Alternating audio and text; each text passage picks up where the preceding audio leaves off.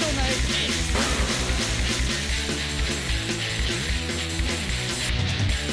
Mon nom est Sylvain Colette Lapête. Vous écoutez Motoneige X.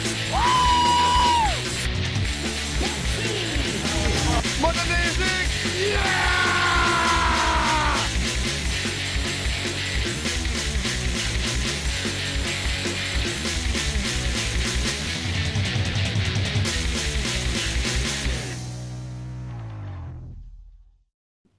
Bonjour, mon nom est Olivier Caisse, bienvenue à Motoneige X. Ça va me faire plaisir de suivre l'actualité des courses de motoneige au Québec, en Ontario et aux États-Unis avec vous tout au courant de la saison. On commence avec une très grosse émission déjà comme première. On se transporte du côté américain puisque c'est là qu'il se passe présentement le plus d'activités en décembre. Dans le snowcross. On va s'entretenir avec le mécanicien de l'équipe de Elias Ichoel, le champion dans la catégorie pro du côté américain. Et on s'entretient avec la championne du côté américain. C'est une Québécoise, Megan Brodeur. Et on se transporte aussi du côté de Oka, en deuxième partie d'émission, pour aller s'entretenir avec Stéphane Beauregard, une sommité dans les drags de motoneige au Québec. Son surnom, c'est Cowboy. Et une belle entrevue aussi au retour de la pause avec Sylvain Salva, le président du Club des Neiges de Sorel-Tracy. Eux fêtent leur 50e anniversaire. Beaucoup d'activités du côté de Sorel-Tracy pour ce 50e.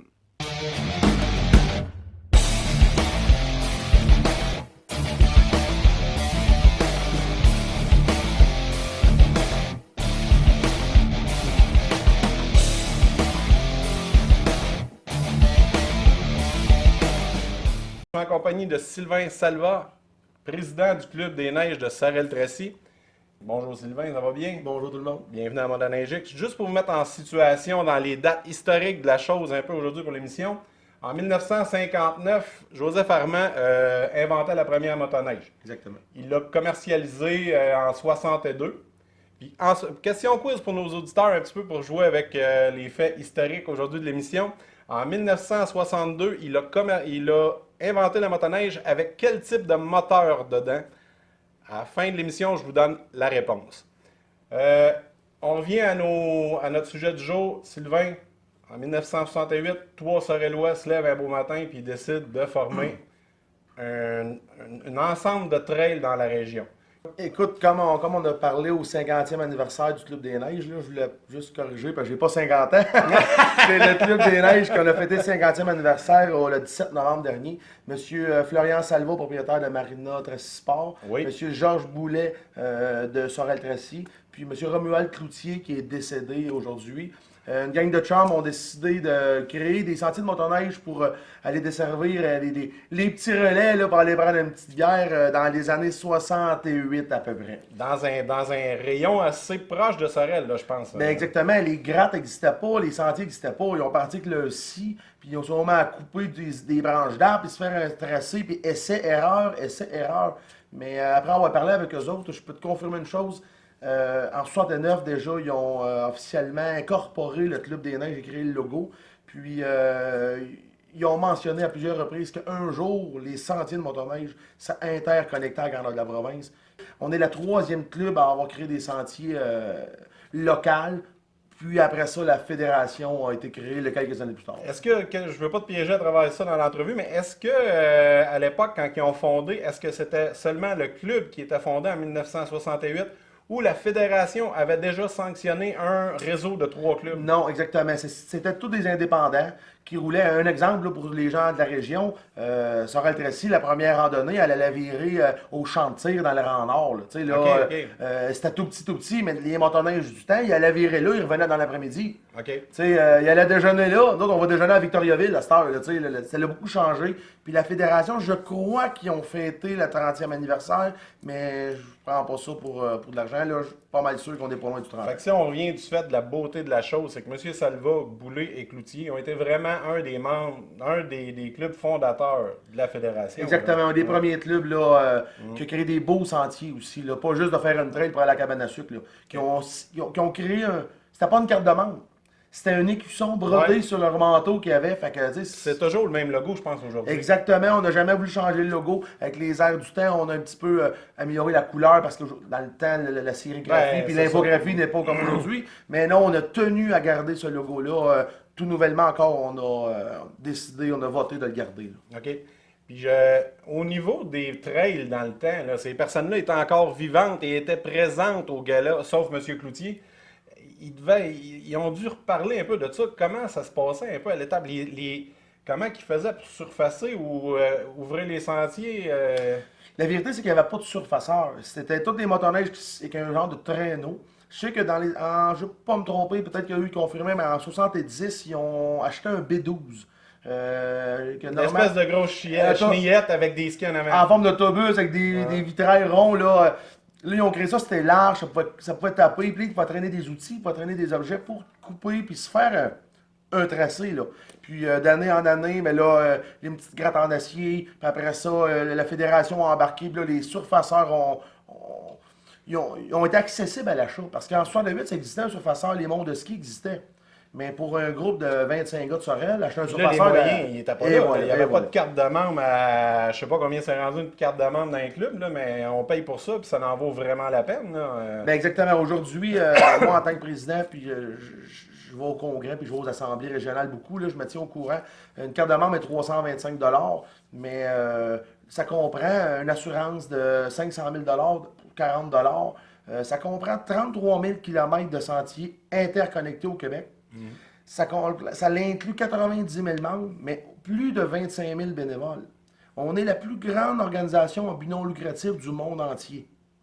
Et quand même, c'est quelque chose. Ils ont eu le titre de la fédération. Je peux pas vous dire l'année, mais je l'ai lu dans les documents, je l'ai su. Officiellement, ça s'est jamais vu dans le monde. Les motoneiges existent en Europe, puis ils n'ont pas ça. Et puis tout ça, là, si on retourne à la base de hier à aller jusqu'à aujourd'hui, ça repose sur le succès des droits de passage que les cultivateurs puis que les forestiers nous laissent. C'est le nerf de la guerre. C'est le nerf de la guerre. Tu sais, quand il y a eu le litige, le gouvernement avec les cultivateurs, on était mal positionnés. Les membres critiquaient les cultivateurs, mais moi, je les appuyais d'une certaine façon. Ouais. Tu sais, faut appuyer les gens qui nous appuient. Je vais t'aider si tu m'aides. Exact. Fait qu'on les comprenait. Dans la situation, il y avait des raisons de vouloir qu'on ait le seul moyen de pression qu'ils pouvaient créer parce que c'est directement l'économie. On parle de 3...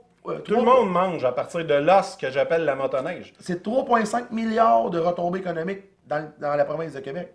Sorel-Tracy, on parle entre 3 et 3,2 millions directs de revenus. On ne parle pas de vente de motoneige. On parle d'argent dépensé en essence, en restauration, en mécanique, en tout. Là, puis imaginez-vous, c'est un sport qu'on pratique tout au fait moins en 2 et 3 mois par année. Imaginez-vous que ce sport-là serait pratiqué à l'année, ça serait une des meilleures retombées économiques au Canada. C'est un sport qui est dispendieux, malheureusement, si on fait des longs voyages. On parle, il y a des motoneiges qui se vendent à 10 000 $, mais il y en a à 22 000 $ aujourd'hui. Fait que c'est comme une automobile, il y en a à 10 000 puis il y en a à 100 000 $ plus. Fait que si tu veux faire de la motoneige à budget restreint, il y a de très beaux sentiers locaux, des beaux relais locaux, puis des motoneiges qui se vendent pour ton portefeuille. Si tu veux faire de la grande motoneige, puis faire le tour de la Gaspésie puis du Québec, mais là, tu as des motoneiges, comme tu disais tantôt, des expéditions, des GSI, les cops, ça finit plus, il y a du hors-piste. C'est infini, ce sport-là. Fait que c'est un... On a même pour les enfants. On a des modèles mini pour les enfants. Des mini, je viens d'acheter une carriole pour mes enfants, une motoneige à ma femme, je veux les intégrer dans ce sport-là, ça nous prend de la relève. Exact. Puis t'en parles un peu, là, je te pique direct dans l'os avec la relève. Le futur, c'est quoi? Je sais que toi, je pense que éventuellement tu penses un peu de laisser la présidence du club, mais vous avez déjà le regard tourné vers le futur. C'est quoi qu'on enligne? On n'a pas eu le choix. L'exécutif puis toute la Fédération du Québec a décidé de prendre un virement un petit peu avant-gardiste avec la jeunesse, la relève qu'on appelle, parce que moi je suis jeune président, j'ai 38 ans, j'ai été le plus jeune président du Québec quand j'ai rentré président il y a 4 ans. En 4 ans, écoutez, le club, il n'y a pas beaucoup de bénévoles, puis là, le poste est ouvert, puis j'ai une entreprise saisonnière, fait que ça me permettait de pouvoir mettre du temps. Mais dans les 4 ans, j'ai eu beaucoup de changements personnels, l'acquisition d'autres entreprises, la naissance de 2 enfants. Tu sais. Fait que là, le temps. Tu ne vis pas que du club des neiges. Exactement. Mais j'ai voulu. Je veux transmettre ça à des gens, puis à des amis. Là. Tous mes amis, on prend une petite bière, puis je leur dis, écoutez, ça n'en prend. Puis là, je pense que notre relève est acquis. Le club est très bien structuré. Les dépenses majeures sont faites. Fait que je pense que le club est en très bon avenir. Surtout sur Eltracy, très bon avenir. On revient un peu à l'essence même de notre entrevue. Cette année, 50 ans, on fête 100 ans au Club des Neiges. Oui. Vous allez voir un peu, là, on va vous montrer tandis qu'on parle de ce segment-là.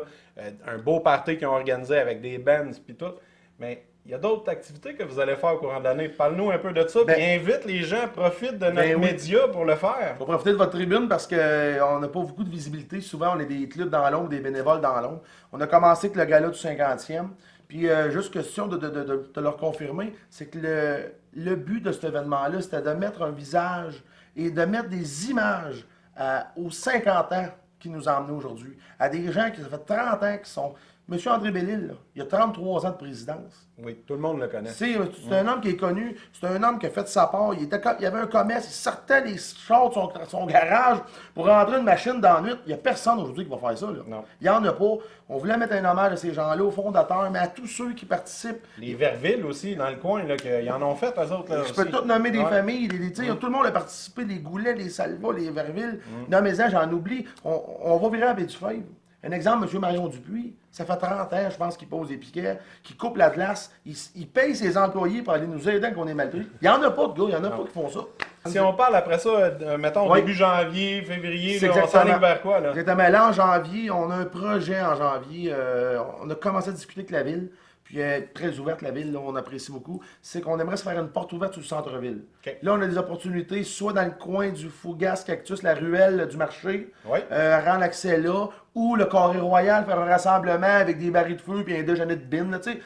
Là, les bénévoles ont commencé à travailler avec ça. Il y a des ouvertures d'esprit de la ville, on est super contents.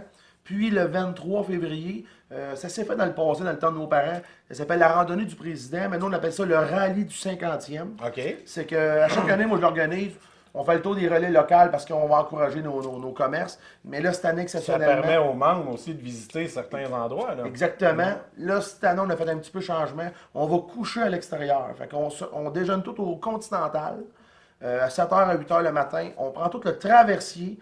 Aujourd'hui, on est le 28 novembre. Je te confirme, on est 84 personnes. Ça, là, je fais juste une petite pause 30 secondes. Pour les auditeurs du Québec qui nous écoutent, le traversier à Sorel, c'est une des seules places que vous allez pouvoir traverser le fleuve avec votre motoneige. Ceux qui ne l'ont jamais vu. C'est la seule. C'est la seule, hein? Assis dessus dans le motoneige, c'est la seule dans la province de C'est une Québec. expérience. Tu sais, les autres, tu peux le faire, Rivière-du-Loup, mais tu vas prendre 5 heures. Les gens ne traversent pas, c'est une journée de traverser. Nous, tu traverses de la rive nord à la rive sud, C'est ça. puis tu tombes de l'autre côté et tout de suite dans de la neige. C'est ça. Dans la Naudière, puis Chaudière-Appalaches, pas trop loin. Fait que on est connectés, on est chanceux d'être proche de Montréal. C'est tellement beau en plus de traverser le fleuve en hiver à bord du bateau. C'est là, une expérience. À travers les glaces, quand même assez expérience. Ensuite de ça, qu'est-ce qu'on a comme projet après Le rallye du président, exactement. C'est une belle beau rallye. On va virer à Shawinigan. Je n'ai pas mentionné la place. Mais après ça, là, ça va dépendre de la température. Parce que éventuellement, là, nous, ma nature en mois de mars, depuis 4 ans, début mars, c'est pas beau. On a toujours une tempête fin mars. Fait que là, on roule vite fait. Mais là, on devra faire une journée porte ouverte. On essaie on dit à tous les membres. Aujourd'hui, on circule dans nos sentiers. Là, dans les sentiers, il y a des gens qui sont arrêtés, qui vont vous donner un café, qui vont vous donner un bouillon de poulet. À quelques endroits, les relais ont des petits cadeaux, des petits porte-clés du club. Parce que pour le 50e, on a alloué un budget 50e anniversaire. Fait que ça devrait conclure avec l'assemblée annuelle ou que les élections de nouvel exécutif. OK. Comme nous, on est 3 cette année en élection. Comme je disais, je quitte mon mandat. Je serai pas loin. Je reste proche, je veux être... Je te vois même pas loin. Ben, T'es tout le temps alentour. Mais je veux On se connaît parce qu'on vient tous les deux de la même localité. Oui, je suis de Sorel. Fait que, mais je veux aider le prochain. Ouais. Je veux pas. J'ai été aidé quand je suis parti. Je veux faire pareil. Mais je vais toujours rester proche. Mais malheureusement, les assemblées quasiment toutes les semaines prennent du temps. Mais après ça, on devrait fermer la saison pour ouvrir la 51e saison. OK. Avant de te dire salut puis de te remercier pour ton entrevue, question piège. Sylvain Salva, qui a souvent monté des très bonnes dragues dans le secteur. C'est-tu quelque chose qui peut revenir? Je te dirais, écoutez, j'ai été promoteur 3 ans d'affilée, le Festival de la Motoneige Saint-Robert. Chaque année, ça me trotte. Tu étais un de mes collaborateurs, tu m'as toujours aidé. On est amis, on peut se le dire. Oui. Je te remercie, je te l'ai jamais remercié, mais ce plaisir. que je veux dire, c'est que faut que je m'entoure de gens comme toi, Ouais. qui vont me donner une visibilité, faut que je m'entoure de bénévoles. Là, la dernière année, j'ai eu un problème de santé majeur, j'ai été opéré d'urgence. Ça m'a négligé dans mon temps, j'ai négligé l'événement, Ouais. puis c'est ma nature. Faire des courses à moins 40, il n'y a personne. Faire des courses avec un pas de neige. Fait que là, la porte est ouverte. Je te réponds à ta question. Oh! Cool. Mesdames Il y a et une messieurs. ouverture d'esprit. Il y a une ouverture, il y a une ouverture. Fait qu'en fin d'entrevue, ben moi aussi de mon côté, on travaille souvent ensemble, je t'ai jamais vraiment remercié, on le fait aujourd'hui, je te remercie beaucoup. Puis bonne continuité pour le Club des Neiges, un très beau 50e. Puis on va faire le suivi sur Motoneige X. Puis nous, on se revoit après la pause. Merci.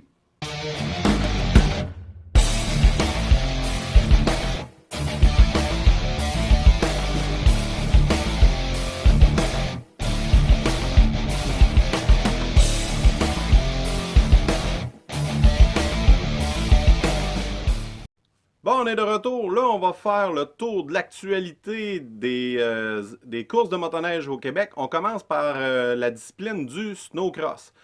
Je vais vous expliquer dans un court laps de temps. Dans le fond, il y a trois associations qui se séparent les courses. Au niveau du Québec, on parle de la SCMX. Du côté Ontario, on parle plus du CSRA. Et aux États-Unis, on parle du ISOC, le Hamzol Championship of Snowcross. Et le bulletin que je vais faire dans chacune des émissions, on fait le tour des actualités de ces trois sanctions de course. Alors, je commence du côté de la SCMX au Québec. Présentement, il n'y a pas eu de course encore dans le calendrier. Au Québec, l'activité des courses commence le 19 et le 20 janvier du côté de Shawinigan. Ensuite, le 8, 9 et 10 février, ça là, c'est la date à cocher sur votre calendrier. Si vous avez une course de motoneige, snowcross ou même l'ensemble parce qu'on présente plusieurs disciplines de courses là-bas, l'ovale, il va y avoir des drags, il y a le snowcross. C'est le 8, 9, 10 février du côté de Valcourt. Il y a beaucoup d'activités. On sait que la motoneige a été inventée à Valcourt par Joseph Armand Bombardier. On en a parlé tantôt avec Sylvain Salva. Alors, du côté de Valcourt, la SCMX plus le CSRA. Et je vous le dis, les ISOC américains seront là aussi. On sait qu'il n'y a pas de course dans le CSRA du côté Ontario. Il n'y a pas de course dans le ISOC. Et j'ai eu confirmation de même l'équipe de pointe de Elias Echoal qui trône au sommet du pointage dans le pro à travers le monde sera présent à Valcourt. Toutes les équipes de bombardiers dans le pro, dans tout ce qui course à travers le monde sera à Valcourt. Ensuite, le 23 février, Saint-Henri-de-Lévis, un beau parcours. Le 2 et le 3 mars à Roberval. Le 16 et le 17 mars à La Dorée.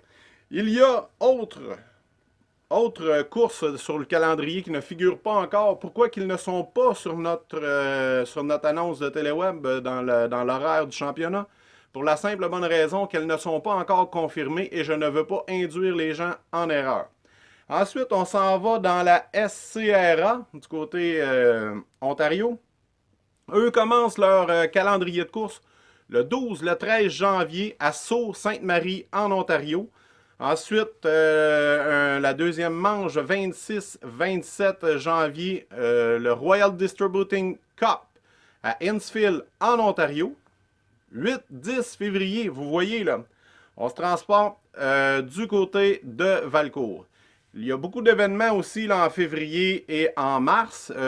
Ça, je vais y revenir au cours des émissions.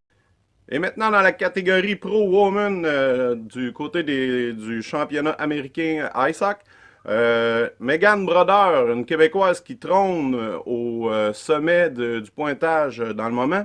Et on l'a présentement au téléphone avec nous. Megan Brodeur, ça va bien? Bonjour, ça va bien, toi? Ben oui, ben oui. Megan, on sait que tu as commencé déjà depuis un petit bout, mais j'aimerais ça pour mettre en situation les auditeurs. Explique-nous un peu ton parcours dans le snowcross. Dans le fond, j'ai commencé la compétition à l'âge de 10 ans. Puis je coursais au Québec dans les classes juniors 10-13 ans et les femmes pro. Puis quand j'ai eu 14 ans, on a été au National ISOC, justement le circuit que je compétitionne présentement. On est allé courser là-bas, puis ça avait super bien été.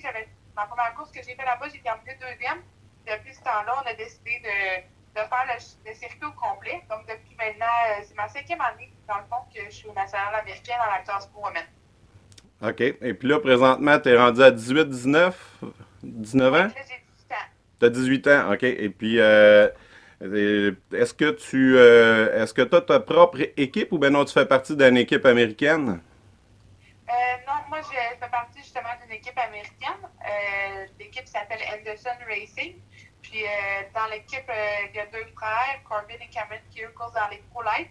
Puis, ils ont un petit frère qui court dans les classes juniors. Puis, moi, je suis la coureuse Pro Women dans l'équipe. OK. Est-ce qu'il y a beaucoup de compétitrices du côté américain? Vous êtes combien sur les gates de départ au début des événements? Oui, on est plusieurs.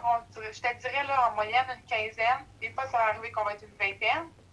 Dépendamment de où est-ce qu'on va aller aussi. C'est pas tout le monde non plus comme moi qui a la chance d'être dans une équipe où est-ce que les apports de ma motoneige, puis que moi j'arrive seulement en course, puis j'embarque dessus, puis je vais courser. Puis il y en a qui sont des privateers, qui ont leur propre équipe, puis qui doivent déplacer le trailer, les machines, tout ça. Donc, quand l'événement est très loin, il y a moins de filles, c'est sûr, mais en moyenne, je te dirais qu'on est une quinzaine, oui. OK. Et puis, toi qui as couru sur le circuit canadien et puis le circuit US, c'est quoi les grosses différences à partir des deux types d'événements? Ben, c'est sûr que la compétition au niveau national est beaucoup plus élevée.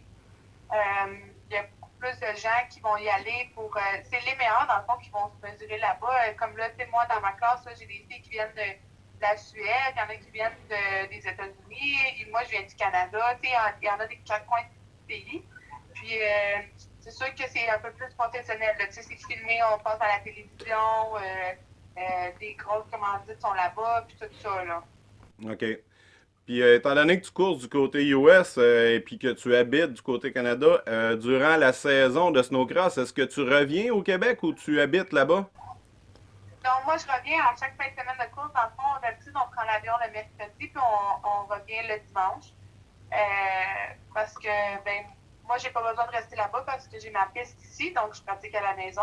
J'ai une motoneige ici pour pratiquer. OK. Puis aussi avec l'école, parce que là, je recommence l'école en janvier. Donc, il faut que je sois à la maison. Super. Maintenant, je veux savoir, je sais que je connais des coureurs ici qui coursent et je peux dire qu'ils coursent par passion.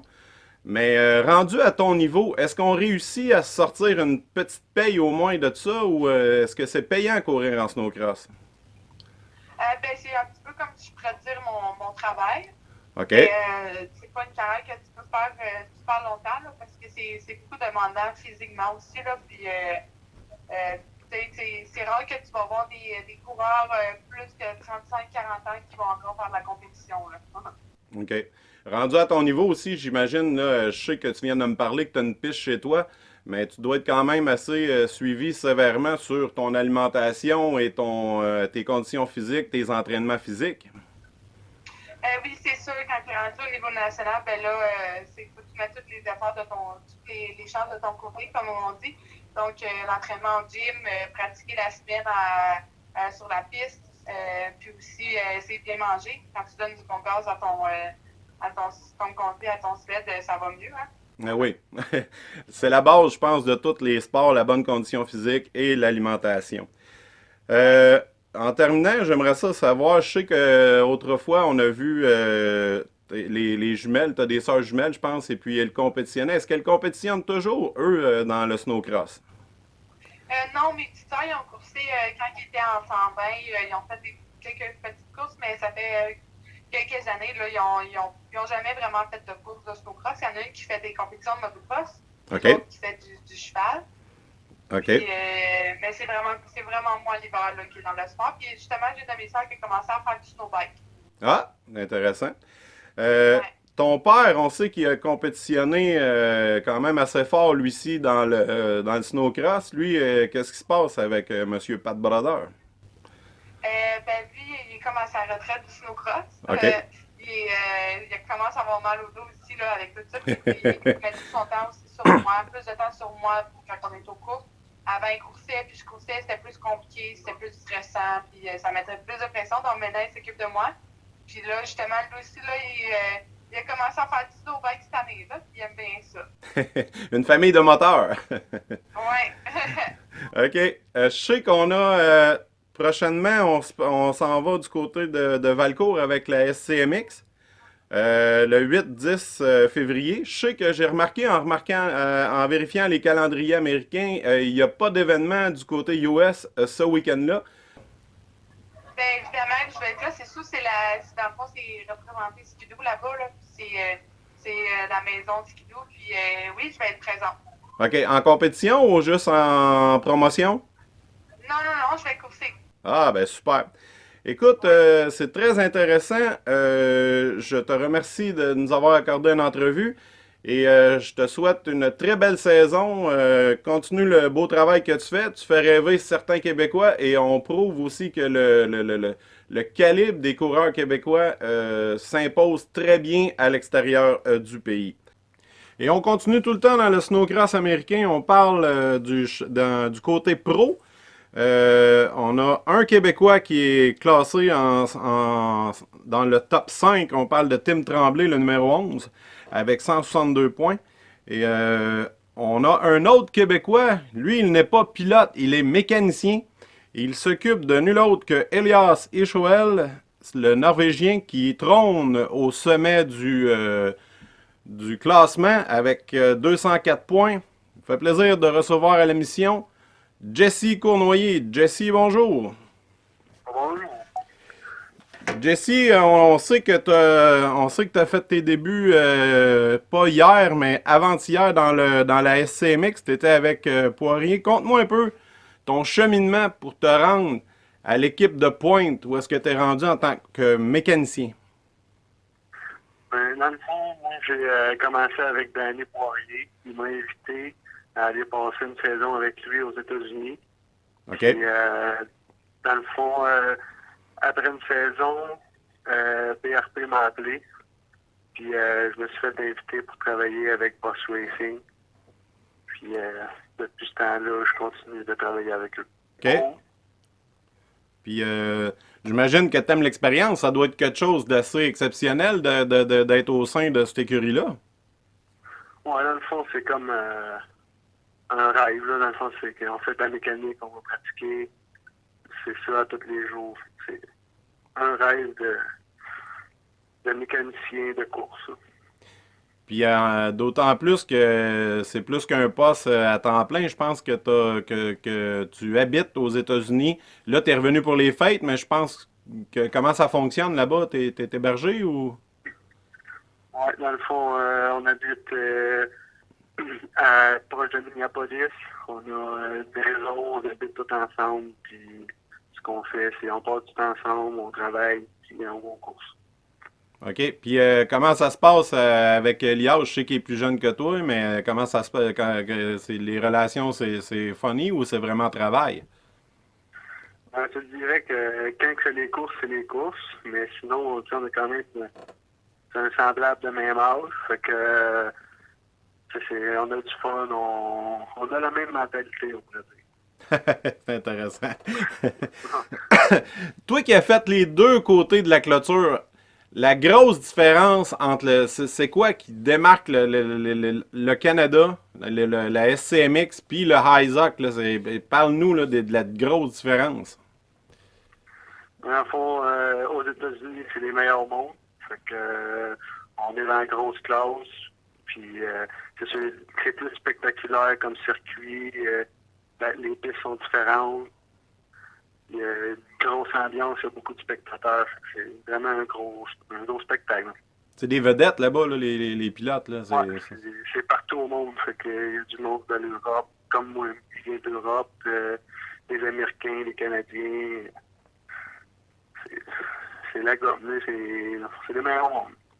Je sais que durant le Grand Prix de Valcourt, il y a bien des pilotes qui vont venir. Est-ce que des pilotes de pointe comme Elias, ça peut se présenter à Valcourt ou ben non, ils feront pas le détour? Oui, on va être présent à Valcourt. On a une course juste après ça dans l'État de New York. Fait que c'est sûr qu'on vient au Grand Prix de Valcourt. Puis, dans le fond, c'est sûr que toutes les écuries BRP vont être là. Tous les gros noms sont là. Eh bien, moi, je dirais au monde, empressez-vous de prendre vos billets. Je te remercie, Jesse, puis tu nous appelles quand tu veux à Motoneige X. En conclusion, suite à l'interview de Jesse, je veux vous parler des activités du côté Isaac, eux aussi dans leur calendrier de course. La première, je vais vous annoncer juste la première. Eux, on va y aller avec un autre calendrier tantôt. Je vous présente la première course qui sera à PureTech Snowcross National à Shamco, au Minnesota, le 4-5 janvier. C'est en direct sur Livestream. Allez voir sur snowcross.com. Le 4 janvier à 13h40 et le 5 janvier 11h10. Très facile à suivre sur Internet. Si pour ceux qui captent sur le câble CBS Sport, je sais qu'ils diffusent les courses eux aussi. Alors, c'est ce qui fait le tour dans le snowcross. Maintenant, on va passer au côté drague de la motoneige, le calendrier TSR. Le 19 janvier, ça commence à la cabane à Chabot à Neuville. Ensuite, on s'en va très près de Montréal, dans le coin de Saint-Gérard de Magella le 26 janvier, Sainte-Clotilde, dans le coin de Saint-Rémy, le 2 février, le 16 février, une très grosse drague dans le coin de Saint-Jean-sur-Richelieu. Le 23 février, on revient en Montérégie à Yamaska, à la cabane du Rocher. Et le 3 mars, les finales du côté de Saint-Donat. Aujourd'hui, on a un invité, on a fait un très beau topo, je vous en ai parlé en deuxième partie d'émission. Après la pause, on s'en va rencontrer Cowboy dans son garage de course.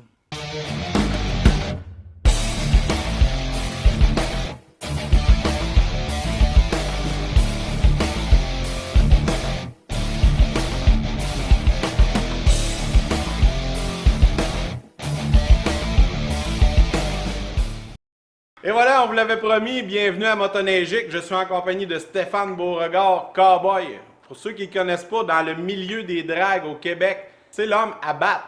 Stéphane, bienvenue à l'émission. Bonjour. Où ça a commencé exactement l'histoire de Cowboy, les dragues? Qu'est-ce qui t'a piqué matin?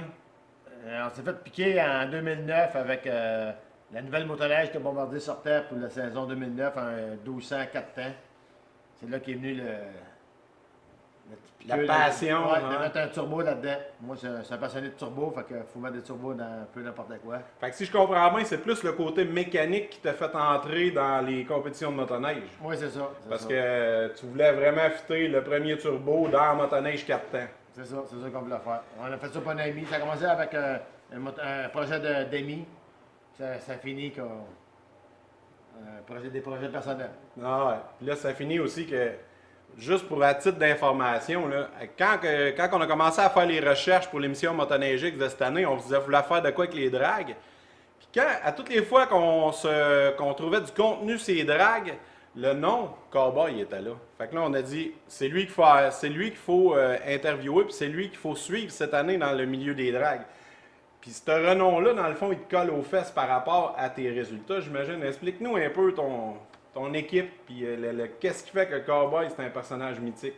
Ça a commencé tout seul, puis là, à ce temps, j'ai une couple d'amis qui viennent courser avec nous autres, que j'aide, puis j'entretiens pour essayer de faire évoluer le sport, puis le faire agrandir. Mais si je comprends bien, là, dans l'affaire, là, qu'est-ce qui te démarque des autres coureurs, là, c'est que toi, tu n'arrives pas avec une machine d'usine. Tu arrives avec de quoi que tu fabriques de A à Z avec... Où que ça commence, toi, une motoneige dans ton affaire? Oh, c'est moi ça a commencé. Ça a commencé avec rien. On a pris un turbo, puis on s'est allé chercher des tuyaux, puis on a fité ça dessus, puis ça a parti comme ça.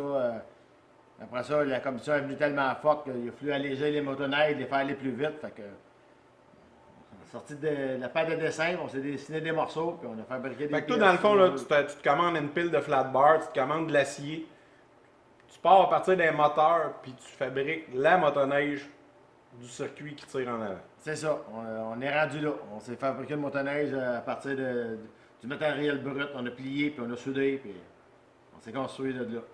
Regarde les spectateurs de Motoneige X. Comme vous pouvez voir, c'est pas un frame acheté, c'est un frame plié à mitaine. J'ai un de mes amis qui reste pas loin ici, qui a une vieille plieuse, puis on a fait un dessin, puis on a plié un tunnel.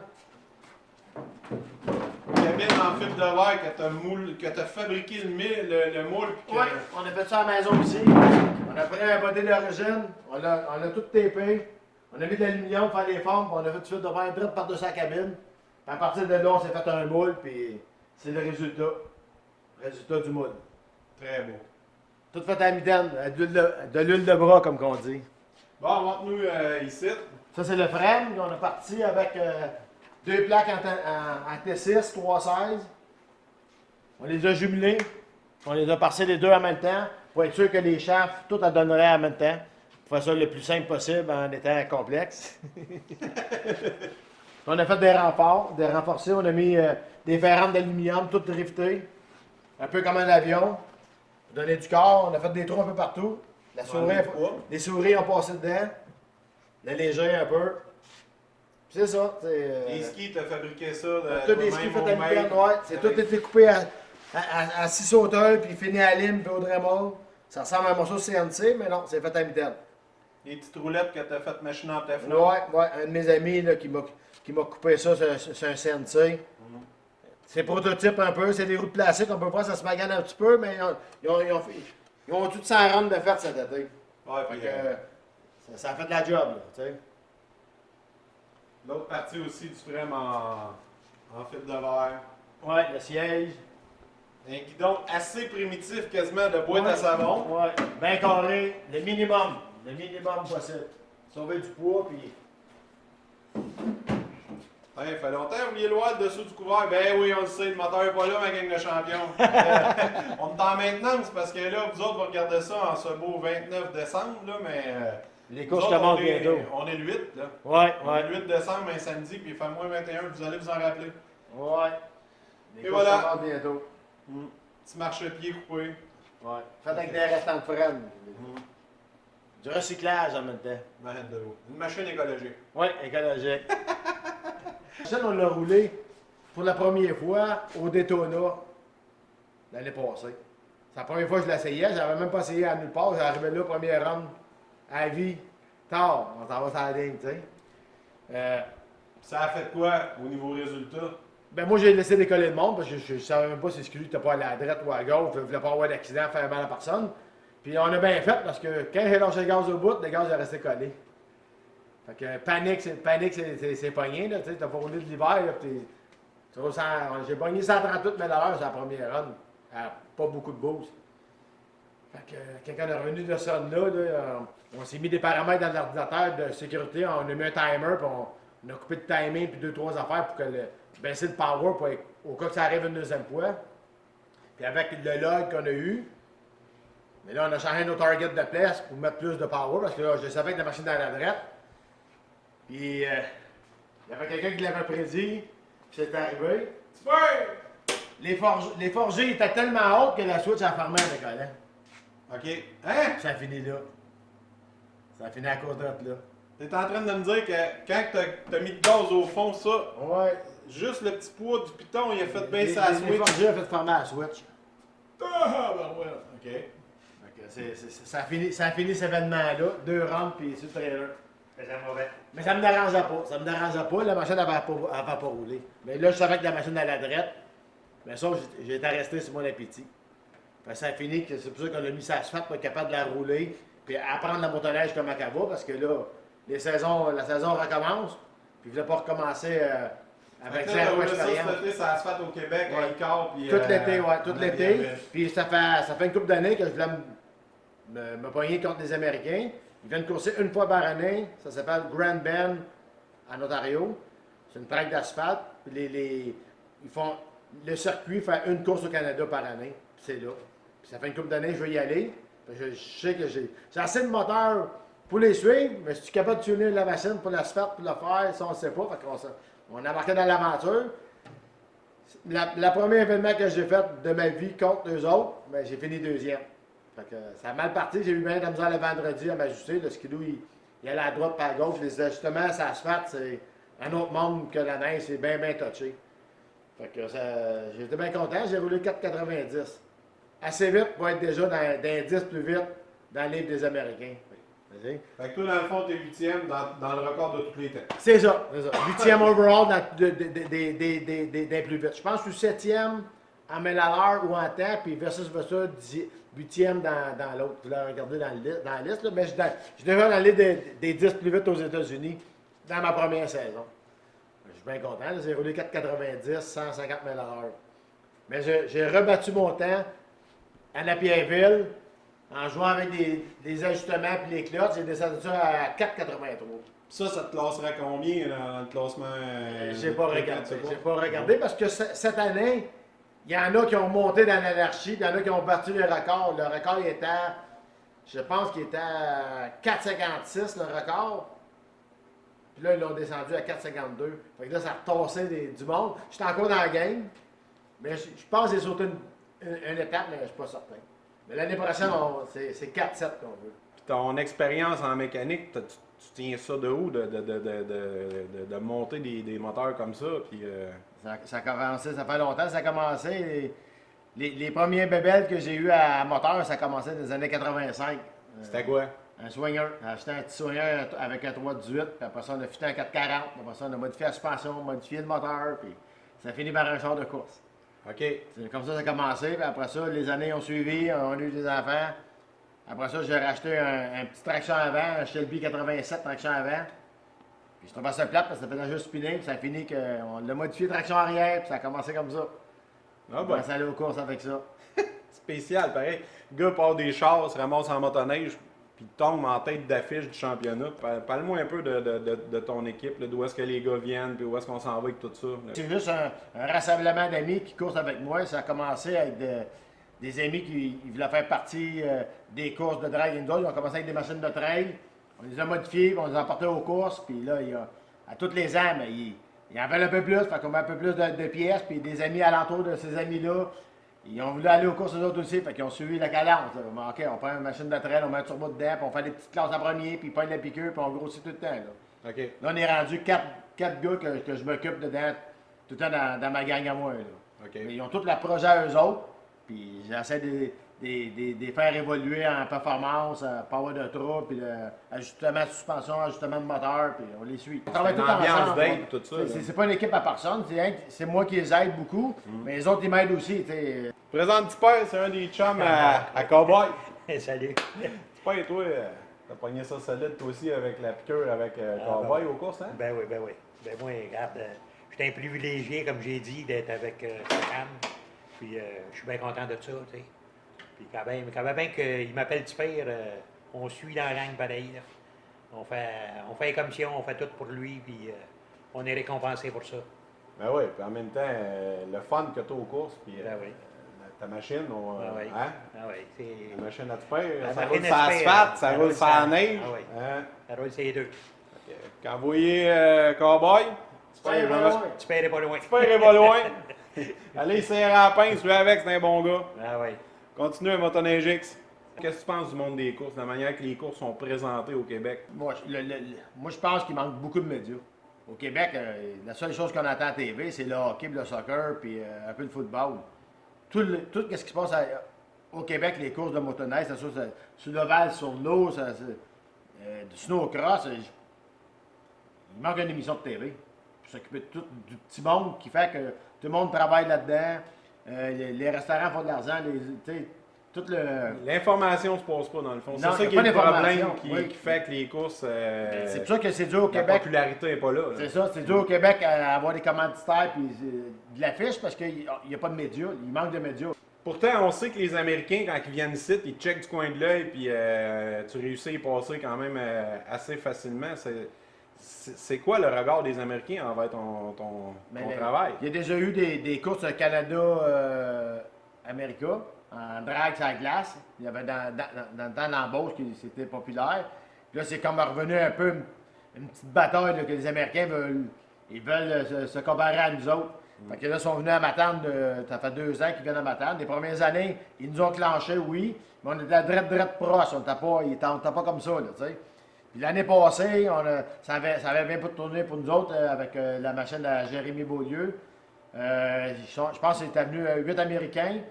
Puis ça a fini qu'on a fini deuxième, fait qu'on a sorti 7, c'est 8. Fait que ça a changé la cadence. Là. Puis on était parti pour gagner, mais la trajectoire n'était pas tout à fait comme il faut. Il a fallu qu'il l'a pour revenir, puis ça a fait qu'on a fait une deuxième, mais on lui a montré qu'on était là. À cette heure, j'aimerais ça qu'on parle, en conclusion de l'émission, j'aimerais ça que tu me parles un peu. Dans le fond, les drags, c'est sanctionné en grande partie par TSR Drag. C'est quoi c'est quoi les classes qu'on a, puis c'est quoi en gros le circuit où ça se passe? Oui, on a notre association TSR, c'est David Robideau qui a parti ça. Puis depuis qu'il a pris ça en main, notre sport a beaucoup évolué. Avant ça, c'était plus comme des courses carnaval un peu. C'était bien organisé pareil, mais il n'y avait pas un gros suivi. Là. Quand David il a pris ça en main, il dit on va faire une grosse série. Mais là, c'est ramassé avec des techs pour inspecter les motoneiges. Tout le monde, c'est réglementaire. Il a établi des règles. Il a pris des règles qui existaient déjà, comme ISR, qui a déjà des normes pour les classes stock, improve, tout ça en montant. Puis ils sont partis avec ça. Fait que depuis qu'ils ont pris ça en main, là, moi, je trouve que notre sport, il est mieux encadré, il est mieux structuré. C'est plus fun d'aller voir. Toi, dans ta classe, là, ta machine à toi personnelle, toi, tu es dans quelle classe? C'est ça, dans les classes de skidoo, ça commence par les skidoo stock. Après ça, il y a l'improve. Improve, c'est une machine stock. Améliorer les clottes, les moteurs un petit peu. Après ça, ça va aller dans Pro Stock, qui est beaucoup d'amélioration. Puis après ça, on va aller dans les classes 4 temps qui existent à cette heure, qui s'appelle le 4 temps Pro, qui consiste en un skidoo d'origine avec un moteur turbo. Après ça, il va y avoir le Pro Max, qui est la grosse classe, et la haute là, qui est des machines ultimes, nos limites de budget, nos limites de modification. C'est dans ces classes-là que je roule, moi. Très intéressant, mais ta machine, toi, là, si on y va au niveau spécifique un peu pour faire un peu capoter le monde, un skidoo, là, on sait en moyenne qu'est-ce que ça développe, mais toi, as-tu déjà passé ta machine sur le dyno? Sais-tu à peu près qu'est-ce que ça représente en force? Sans trop dévoiler, parce que je sais que c'est un secret c'est un secret national, la machine à cowboy quand même. On n'a pas vraiment passé sur le dyno, on se fie tout le temps avec les chiffres de consommation d'essence. Il va nous donner, mettons, un chiffre très proche de la réalité du HP du potentiel d'HP qu'on peut faire avec notre moteur. Okay. C'est sûr qu'on est rendu des alentours de 800 et plus. On ne sait pas exactement parce qu'on l'a pas mis sur le dyno, mais on sait qu'il y a des alentours de 800. Après ça, il faut le mettre à terre. Ça, c'est le trouble. Fait que c'est pour ça qu'est venu le projet de se fabriquer une motoneige à main pour justement contraindre des problèmes d'origine de fabricants de motoneige, parce que la motoneige a été conçue pour monsieur tout le monde. Elle n'a pas été conçue pour être un turbo, fait que manque de place un peu, trop de transfert de poids, ici et ça. Fait que ça a fini qu'on a dessiné une motoneige et on s'en est fabriqué une. Essai-erreur. Essai-erreur, c'est ça. Essai-erreur, depuis des années, on apprend. Des choses qu'on n'aime pas, on l'améliore. Des fois, on fait une amélioration, puis c'est pas mieux. On pense, en papier, ça serait bon, mais en pratique, c'est pas de même ça marche. Fait que, tu redessines, tu recoupes, puis on recommence. Tout ça avec un portefeuille. Ouais, mais c'est ça. C'est l'avantage de le faire tout nous-mêmes, c'est que ça coûte pas cher comparé à du matériel brut. Ouais. Ça coûte pas cher, mais faut que vous sachiez le faire comme lui. C'est ça. Tu t'achètes pas un tour puis une perceuse puis le savoir ne vient pas tout seul. Non, ça se fait pas tout seul. Ça aussi, c'est la pratique de essai-erreur, puis on vient à bout de faire de quoi. Écoute, Cowboy, ça a été un plaisir de te rencontrer aujourd'hui dans ton atelier. Puis venez le voir au trailer pendant les courses. Cette année, je gênez-vous pas, c'est un personnage super aimable. Puis il est tout le temps accompagné de son ami Tipper. Puis la gang, c'est friendly. Fait que venez l'encourager. Apportez vos enfants, prendre des photos sur motoneige. Ben oui! Ça nous fait plaisir. Et voilà!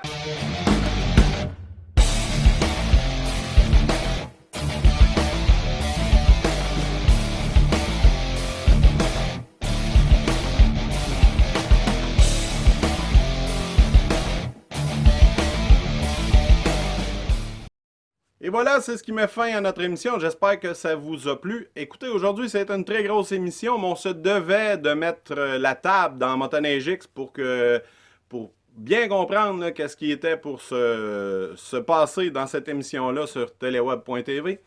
Dans le futur, c'est sûr que ça va être une rétrospective des activités de course de motoneige sur les différents circuits et disciplines. Nous allons filmer aussi certaines finales. Nous allons vous présenter ça tout au cours de la saison. Et c'est sûr qu'il va y avoir des collaborateurs qui vont nous fournir aussi des images et qui vont nous permettre de vous présenter les événements majeurs. Il y a des tournages qu'on sait que nous serons présents, autant dans les drags que dans le snowcross. Les drags du côté de Saint-Gérard de Magella, on va être là avec Teleweb.tv. Et la première aussi à Cabane à Chabot à Neuville, Teleweb sera là. Venez nous saluer à la remorque. Vous allez voir, on est facile à différencier. Du côté de Valcourt, on ne passera pas aux côtés non plus. Shawinigan, là, qui est une date aussi qu'on va être là dans le snowcross. Ensuite, on ne manquera pas non plus les finales. Mais qu'est-ce qui est cool aussi, c'est qu'on va avoir beaucoup d'entrevues téléphoniques avec des sommités dans la matière. Et dans la prochaine émission, c'est après le 4-5 février qu'on va vous la présenter, suite quand est-ce qu'elle va avoir été finie de monter. Vous comprendrez bien là, ici qu'on n'est pas dans une programmation normale d'une TV avec un guide horaire.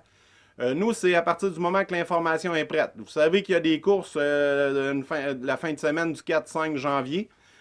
Nous, on va vous préparer un bulletin. Il faut juste prendre le temps de faire les bonnes entrevues avec les personnes concernées. Je ne veux pas pousser ça rapidement sur Internet avec du contenu. Non.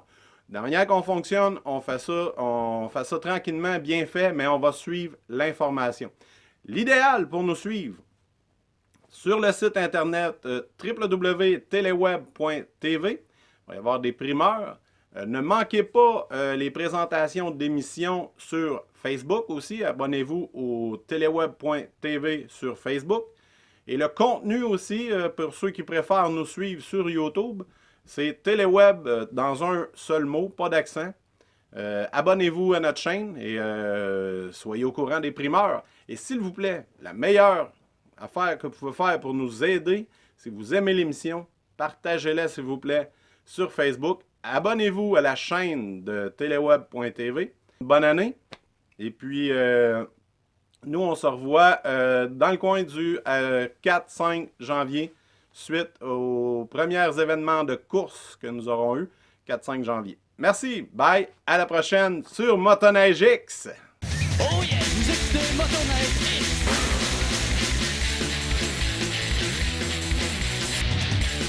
Mon nom est Sylvain Colette Lapête, vous écoutez Motoneige X. Wouh!